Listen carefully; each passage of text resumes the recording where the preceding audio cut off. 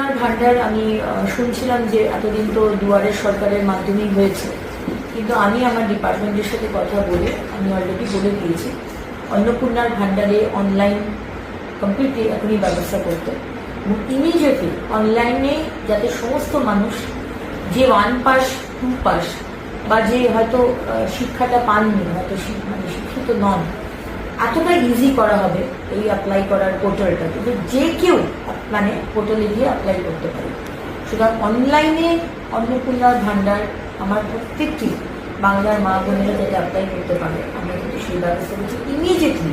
কারণ কি মাননীয় মুখ্যমন্ত্রী বলে দিয়েছে যে 1 জুন মাইন্ডেড 1 জুন থেকে আমরা যা যা প্রতিশ্রুতি দিয়েছিলাম 3000 টাকার অন্নপূর্ণার ভান্ডার এবং সরকারি বাসে মা বোনেদের কোনো ভাড়া দিতে হবে না, এই দুটো আমরা চালু করতে শুরু করেছি।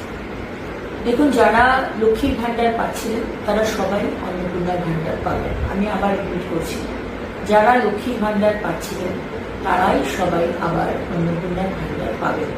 এদের মধ্যে যাদের নাম বাদ গেছে 91 লাখ মতো, তাদের অ্যানালিসিস হবে, তাদের নাম ইমিডিয়েটলি বাদ যাবে, তাদের অ্যানালিসিস হবে। তাদের নাম মারা গেছে, সে তো আর লক্ষ্মীর ভান্ডার বা অন্নপূর্ণার ভান্ডার, লক্ষ্মীর ভান্ডার পেয়ে এসছে, অন্নপূর্ণার ভান্ডার সে পাবে না।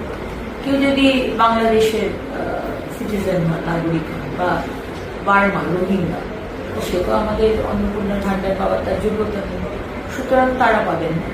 কিন্তু যাদের নাম যে কোনো কারণে ডিলিট হয়েছে, তারা আমাদের নাগরিক নন, সেটা অ্যানালিসিস করার পরে জানা গেল তারা লক্ষ্মীর ভান্ডার পাবেন না। এর থেকে আলাদা করে রাখা হয়েছে যারা ট্রাইব্যুনালে আপিল করেছে, তাদের নাম কাটা গেছে, এবং যারা ট্রাইব্যুনালে আপিল করেছে তারা কিন্তু এখনো লক্ষ্মীর ভান্ডার পাবেন, তাদের নাম কিন্তু কাটা যাবে না, বিকজ তারা আপিল করেছে, তারা প্রসেসে রয়েছে। এবং যারা সিএ এর জন্য আপিল করেছে তারাও কিন্তু অন্নপূর্ণার ভান্ডার পাবেন, তাদের নামও কাটা